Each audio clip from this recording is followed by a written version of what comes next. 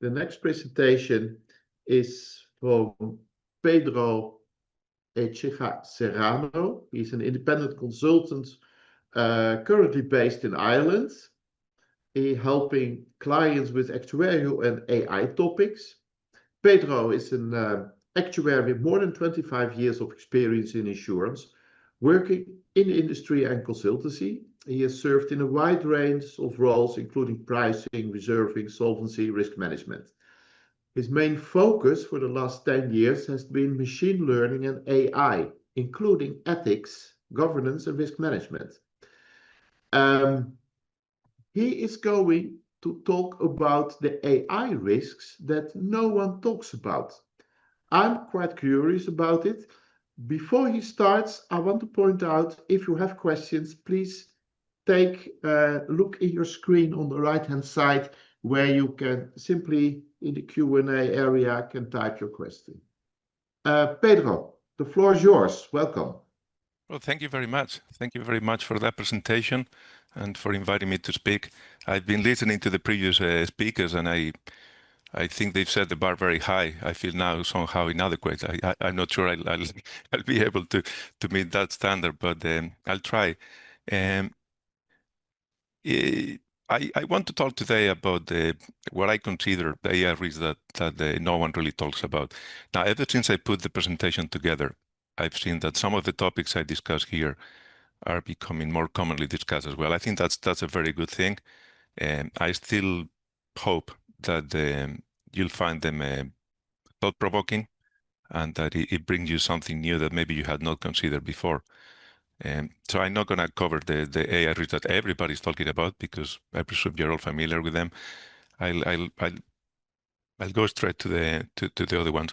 Now, before I begin, I want to say that if there is one thing I've noticed about technology and people, is that we have a very good track record of getting it wrong. So if we think of what we call the Amara law, is that we tend to overestimate the impact AI is going to have technology is going to have in the short run, and we underestimate the impact in the long run. That brings me to a conversation. I remember there was an interview with David Bowie at the BBC in 1999, which is betraying my age, and they were discussing about the internet, and David Bowie was very clear that he thought that was going to be a revolution, that everything was going to change because of the internet. And the presenter, Jeremy Paxman, was very skeptical about it. And I remember he said, but it's just emails and websites.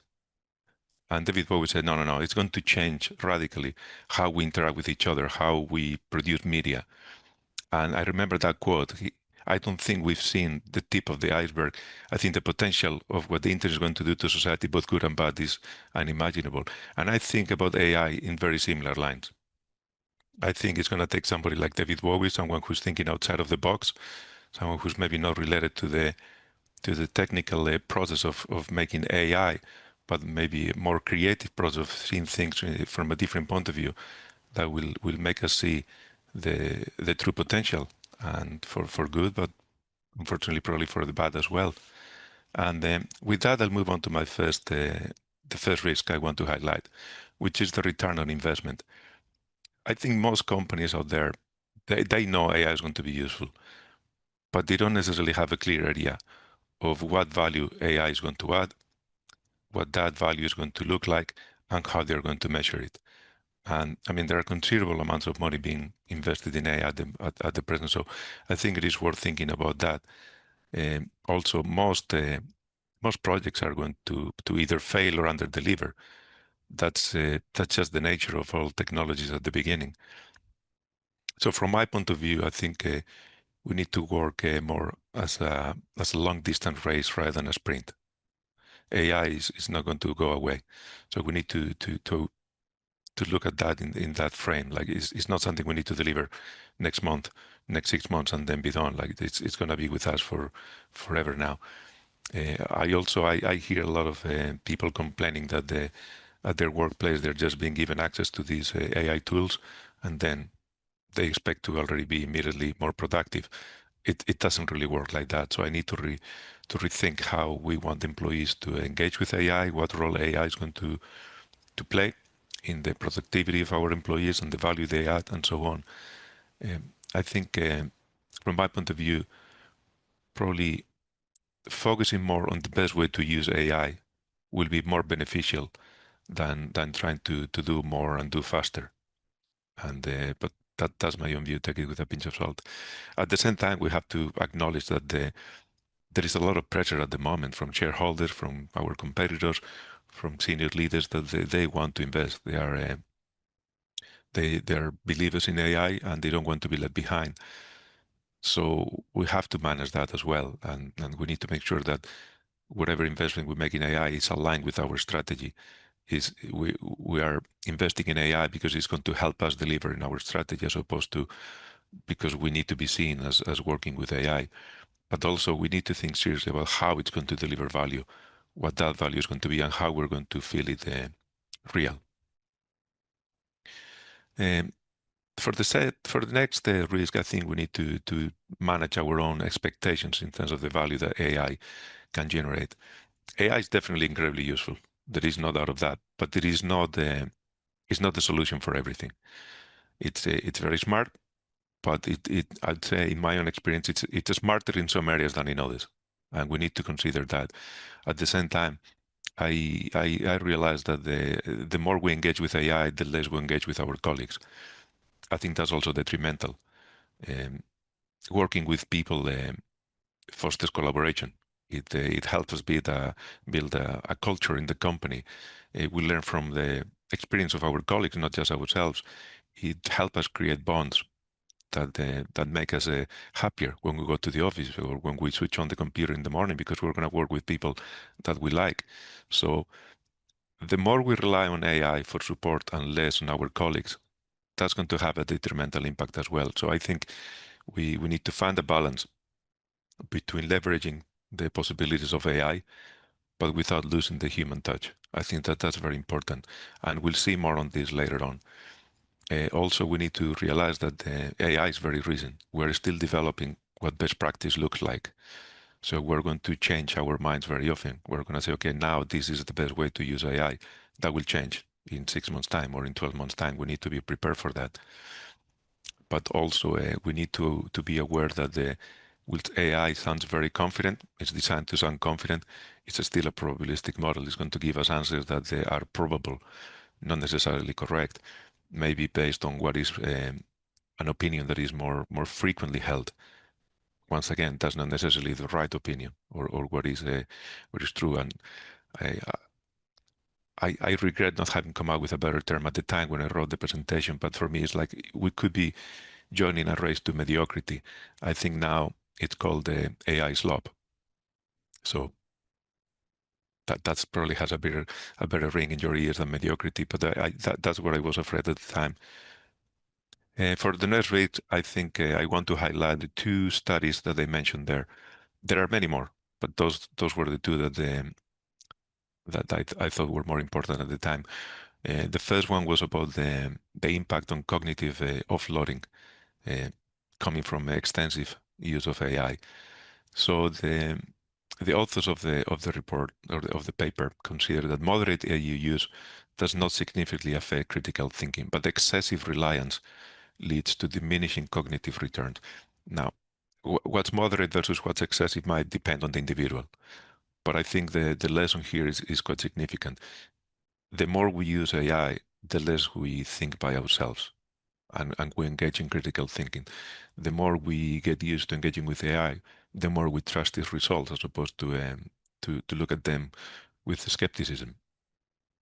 The paper that I mentioned in the box underneath it goes beyond that. It mentions the impact on critical thinking, but also the effects on engagement. It says it can inhibit critical engagement with work, and I think that's very, very important. And I'll touch upon this later again. Apparently, employees that use AI extensively feel less in control of their job, and that makes them feel less happy about it, less engaged. It doesn't matter what they do because they're just a cog in the machine. They just move from doing tasks to just passing tasks to the AI and reporting the output. and that has a very negative impact on their morale, how engaged they feel with work, how much they care. I think that's very important too. That's a very important risk that is being overlooked at the moment. If you think how many companies have said the thing like our people are our greatest asset, are we engaging with a tool that is going to diminish the value of our people, our greatest asset? I think we need to consider the possibilities. What if these reports, what if these papers are true? So for the next risk, I want to highlight that we'll say AI is an opportunity for us. It's also for everybody else. Not just for your competition, but also for your own employees who might decide that they might be happier working for themselves. And apparently that is the case with the younger generation.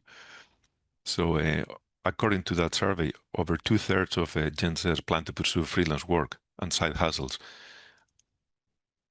due to many, many reasons, but AI is considered a key enabler for that. Well, there is a talent shortage in the industry, and I'll discuss that later again. But if 2/3 of younger people would rather work for themselves, who are you going to hire for your business? I think that's an important consideration. So how are we going to attract those people? How are we going to persuade them to work with us as opposed to for themselves? I say this as I work for myself, but I think about when I was managing teams, how do I motivate them to join me? How do I tell them that a career with our company is better than working for themselves? I think it's worth thinking about it. I've put there for the next item the demographic look of Ireland from the 1970 to 2025. Ireland simply because that's where I live. But if you put there the population of Germany, Italy, or Spain, the change is even more dramatic. So if you look 1970, the population of Ireland was about 3 million people, and there was a healthy spread of many more people in the younger cohort. You fast forward to 2025, it's 5.3 million people. It's an 80% increase, but the the proportion of younger people to the total of the population is much smaller. Now, in absolute terms, we're looking at about similar number of 20-year-olds, 25-year-olds, but it's a much smaller proportion of the total population. That means we have a fewer proportion of people coming to the workforce to service the economy of a country that is now 80% larger in terms of population with an economy to scale. That I think is one of the reasons why we're seeing a talent shortage in the industry. Another one is that the insurance doesn't have a good reputation. It's seen by most young people as boring, as conservative, as lacking the innovation and diversity.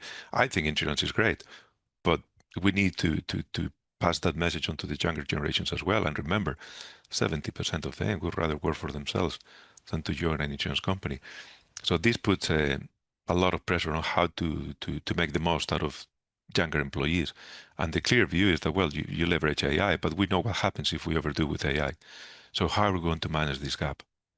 I think that's, I don't have an answer, but I think it is a problem that will have significant impact in the next few years.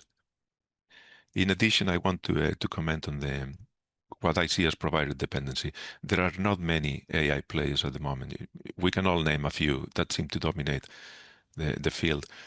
That brings a lot of risks. One, of course, is as we increasingly rely on AI as the source of all knowledge, well, that puts a lot of power on those controlling what knowledge AI provides us. We've seen bad examples of that, so it's a reality. It's not really something that could potentially happen. In addition, if the AI bubble bursts, there'll be even fewer players in the field. That will definitely impact competition. There'll be less incentive to compete, and that's not necessarily good for us who consume AI. In addition, we need to consider the geopolitical risk. I'd say 10 years ago, you couldn't think that many countries would take advantage of this for their own benefit, to think about everything we share with AI, confidential, private data. And well, I don't think many would raise an eyebrow with, oh, well, there is a risk that the Russia AI is sharing all these details with Russian companies or Chinese, but now we need to consider the risk that other countries like the US could be doing it too. And that's part of the push in the EU for technological sovereignty. So we need to think about what we're sharing with AI and what the impact could be. In addition, for many, AI is benefiting only a very few. I've spoken with a lot of people who, you know, they just share this with me because I'm not tied to any company in particular, or I'm not their boss, and they believe that it's not going to benefit them at all. It's going to benefit their employers, but not themselves. I think it's since the 1980s that the economists speak of the great decoupling of productivity and employee rewards. An increase in productivity does not necessarily equate to an increase in employee reward. And well, employees are well aware of this. So it's not really a good incentive for them to engage with AI. But also for many people, if we say, no, AI is going to enable them to do more interesting work, well, they don't care about that. Work is work. It's what they do so they can pay the bills. They don't really care that much what it means. So they don't have an incentive to engage with it either. Also, if you engage with AI a lot, if you use it very much and you spend many hours writing prompts, fine-tuning how you engage with AI, and then double checking all the output, that's not fun either. So I think new work in some cases could be worse than the old work. So a balance has to be found there as well. I've heard a lot of people complaining that the training they're receiving is not adequate. They complain about lack of governance as well. They believe they're training their replacement. It's very hard to motivate people to engage with AI when that's what they believe. And also, if we think the HR surveys in terms of engagement, they are not very flattering. The last one that I checked was reporting that only 33% of employees feel engaged. That's following a decline in workplace happiness and engagement that's been uninterrupted for 14, 15 years. So we've seen what AI could do to them as well. So it can make them even more disengaged. Again, I don't have a solution, but I think we need to consider this as well and to strike a balance so that that AI is benefiting employees as well.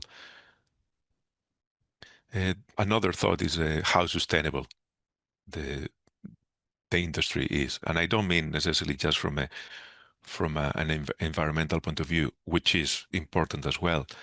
We need to consider that the increase in energy consumption outpaces generation by a massive margin. Again, to increase energy production will require decades and billions of investment, and I'd say it goes a lot faster than we can provide the energy for it. In addition, well, we've seen that it's taken all these models have been trained on data that is now increasingly more scarce. Like authors are more wary of posting things online, of sharing content because it's going to be taken by models. So an increasing amount of the content that is online is now AI generated. There are reports showing that when we train AI with AI generated content, it eventually ruins the model. The next output is just gibberish. So I think that that poses some questions to how much more the industry can grow when so much of the content that is out there is AI generated. There's also an increasing use of poison to poison the models. The last report I read was that apparently only 250 poison texts are needed to ruin a model like ChatGPT. Well, I know of a lot of people who don't feel great about AI and they would happily use this tool if they could.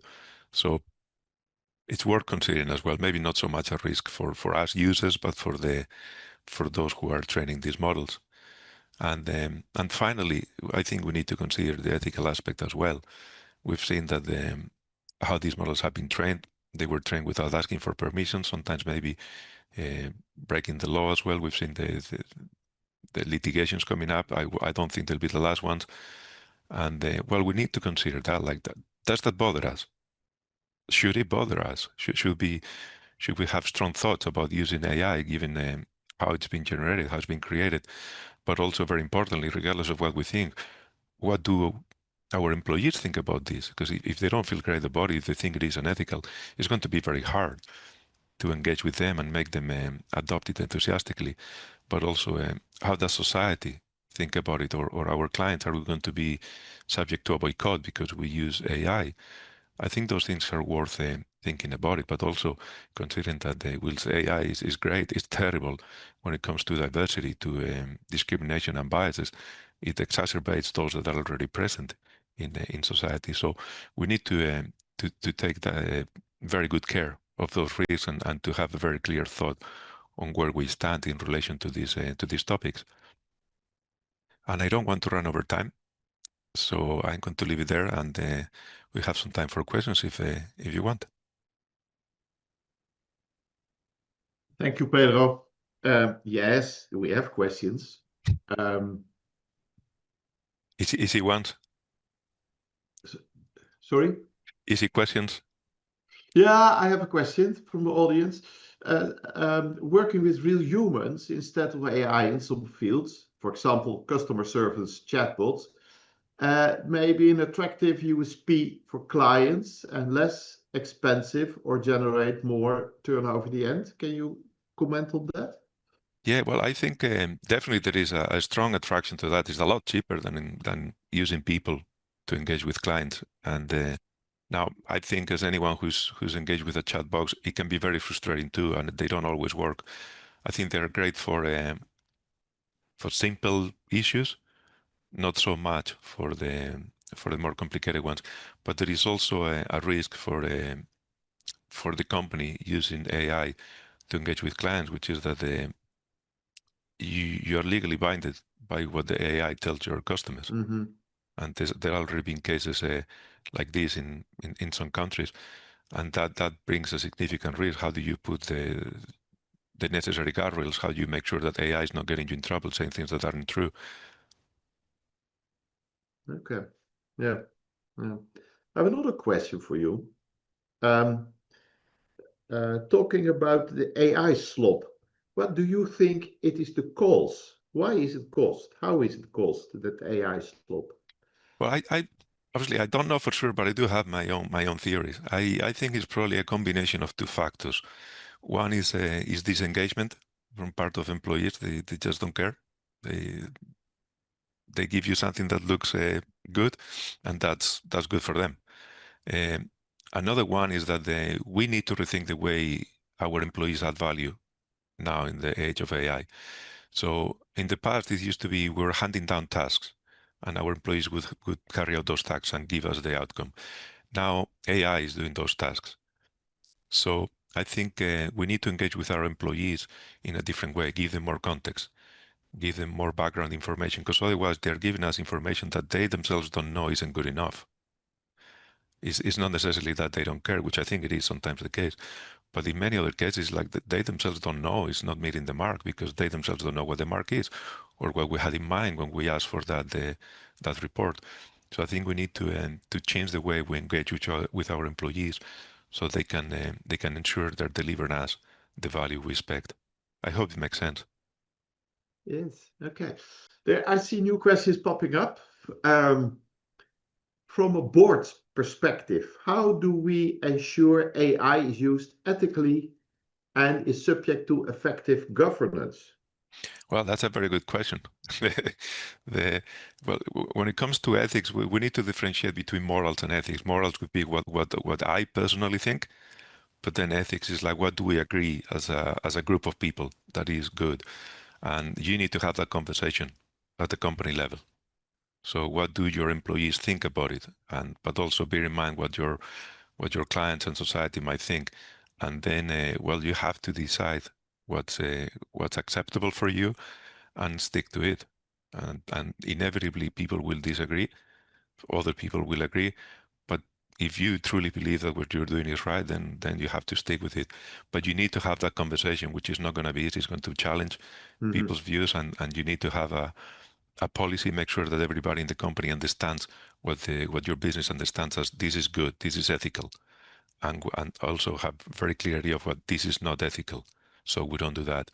And from there, governance becomes a lot easier because then it can be more principles based. Once you've educated people as to this is acceptable, this is not, you don't need to be overly prescribing because they have a good idea of what's good versus what is not. Okay. Given the time, I have a last question for you. And I want to ask audience, if you have more questions, please set them in the Q&A. We will pick them up and we guarantee you will have answer. But the last question is the following.